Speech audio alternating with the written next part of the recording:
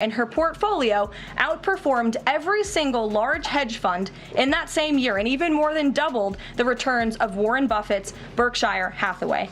So what do? They stop all the primaries. They don't have real primaries anymore. They haven't had a real primary since 2012. Yeah. They rig them. They rig it with Bernie Sanders. They rig it with RFK Jr.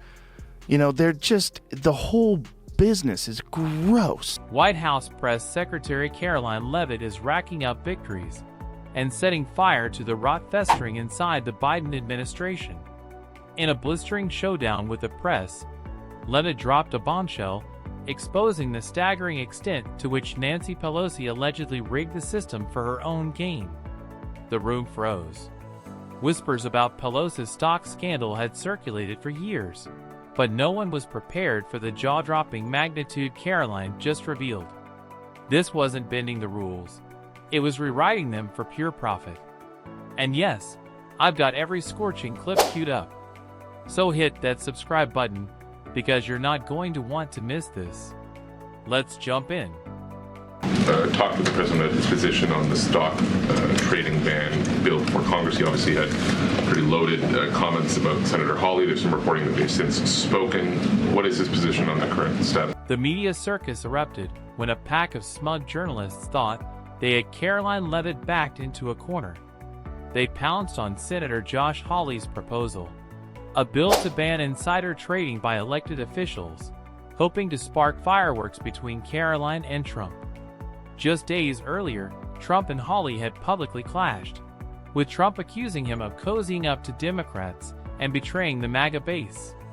The journalists smelled blood, angling for cheap political points and praying Karoline would stumble into the drama. Big mistake. Karoline didn't even blink. She fired back with confidence, razor-sharp clarity, and that trademark fire. She made it clear that while the left plays media games, she came to deliver real answers, not dance into partisan traps. The press showed up looking for a scandal, but Karoline handed them a masterclass instead. Spoken to Senator Hawley, who called him, and the president took that call.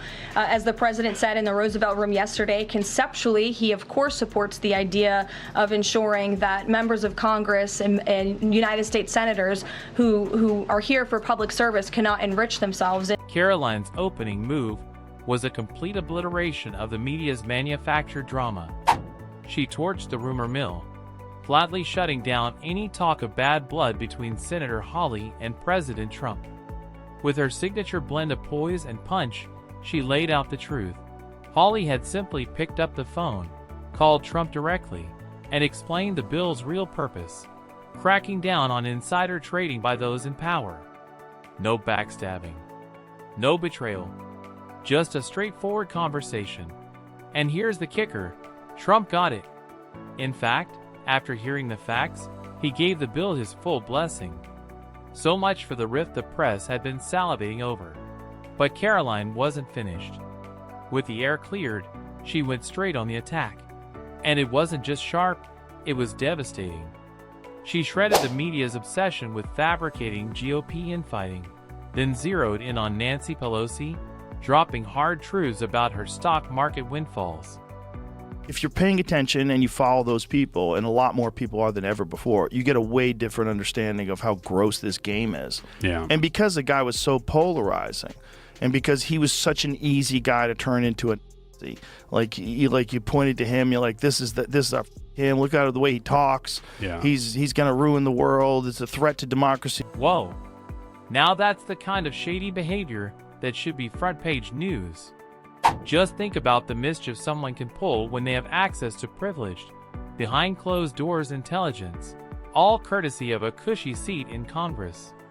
For perspective, the average stock grows about 7% to 10% a year if you're lucky and patient. But Nancy Pelosi's portfolio didn't just beat the market, it rocketed by 70%. 70%. That's not sharp investing. That's suspiciously spectacular. And she's not fooling anyone. Karoline Leavitt finds it just as jaw-dropping as it is infuriating. While everyday Americans grind, save, and hope for single-digit gains, the political elite appear to be playing by an entirely different rulebook. This isn't just unfair, it's a spit in the face. And Karoline isn't about to let it slide. She keeps the heat on Pelosi.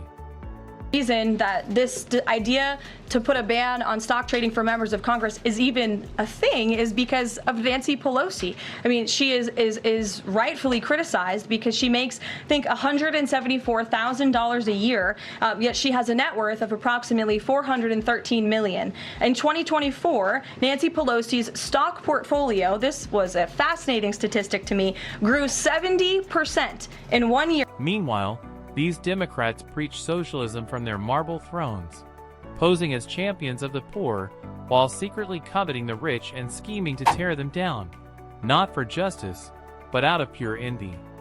They don't despise wealth. They despise not having total control over it. This is the same crowd that drapes itself in the language of equity and fairness, all while using social causes as a smokescreen to quietly fatten their own bank accounts. As Speaker of the House, Nancy Pelosi's salary alone could bankroll a lavish lifestyle by any standard. But that still wasn't enough, greed whispered, and she leaned in to hear every word. Because for them, it's never about serving the people, it's about serving their portfolios. And her portfolio outperformed every single large hedge fund in that same year and even more than doubled the returns of Warren Buffett's Berkshire Hathaway. The whole point of the Honest Act is crystal clear. Stop greedy politicians, especially Democrats eager to follow Nancy Pelosi's playbook, from turning public office into a personal gold mine. These people didn't swear an oath to their stockbrokers. They swore it to the American people. And yet, again and again, they treat public service like a VIP pass to private fortune. Enough is enough. This bill is a long overdue punch in the gut to anyone who thinks power is just a shortcut to profit. Honestly, it's one of the smartest legislative moves in years. If it passes, and actually gets enforced, it could finally slam the brakes on this toxic trend of turning government jobs into Wall Street launchpads. Public office isn't a hustle, it's a duty. It stands with the American people on this. He doesn't want to see people like Nancy Pelosi enriching themselves off of public service and ripping off their constituents in the process. As for the mechanics of the legislation and how it will move forward, the White House continues to be in discussions with our friends on Capitol Hill. Joe Rogan nailed it when he said that without Trump in the race, we might never have uncovered half the political rot festering in Washington, like Nancy Pelosi's shady stock deals. And he's right. Say what you will about Trump, but the man tore the mask off the establishment and shoved it under a spotlight they never saw coming. He shattered their monopoly on the narrative. Suddenly, Americans started asking uncomfortable questions. Rogan was about to dive into the details, but even before he did, one thing was obvious. Trump didn't just rattle politics, he set off a bomb under the old system. Love him or hate him, he dragged a lot of skeletons out of the closet, and we're better for it. The system is so f***ing corrupted. Ugh. And it's so obvious, like, we're at a stage where, like, we have enough information to see, like, that how much greed and money just corrupts the system. But I don't think we really got to see it until Trump ran. I think you got to see it unveiled in a way when Trump ran that you never got to see before. Exactly. That's the Trump effect in overdrive. Trump didn't just sidestep the legacy media. He exposed them for what they were. Instead of begging for airtime on networks tangled up with the political elite, he went straight to independent outlets and podcasters who let him speak without a filter. He saw the game for what it was. Legacy media wasn't reporting the news, it was managing the narrative. Behind the scenes, executives and anchors clinked glasses with politicians at glittering dinners, cutting unwritten deals. In exchange for access and exclusives, they conveniently looked the other way when their political pals got caught red-handed. It was a slick quid pro quo. You cover for us, we'll give you the scoop. Trump blew the cozy arrangement to smithereens by bypassing the gatekeepers entirely. He put the mic back in the people's hands and made it impossible for the establishment to hide in the shadows. That's why they hated him, because he dragged their dirty laundry into the daylight. unveiled in a way when Trump ran that you never got to see before. Because also you got the rise of independent journalism that happens at the same time. Yeah. So you have people that report just on the facts, not like this CNN lean or the Fox News lean, but just reports on exactly what's happening and how it happened. Exactly. That's what they did to Trump because he refused to play their dirty little game. He had zero interest in rubbing elbows with the Nancy Pelosi's of Washington. No backroom deals for cash. No scratching each other's backs. No becoming just another cog in the DC machine. And for that, he became public enemy number one. The legacy media, fully entangled with the political elite, went all in on a smear campaign. If they couldn't control him, they would try to crush him. They dug through every corner of his life, his businesses, his personal history, even his TV career, desperate to find anything they could spin into a scandal. The mission was obvious: wreck his reputation, block his shot at the presidency, and slam the door behind him. But it blew up in their faces. The harder they came after him, the more people saw the sham for what it was. Instead of burying him, they built a political powerhouse. Trump didn't just survive their witch hunt, he thrived. And that's the part that keeps them up at night. So what do? They stop all the primaries.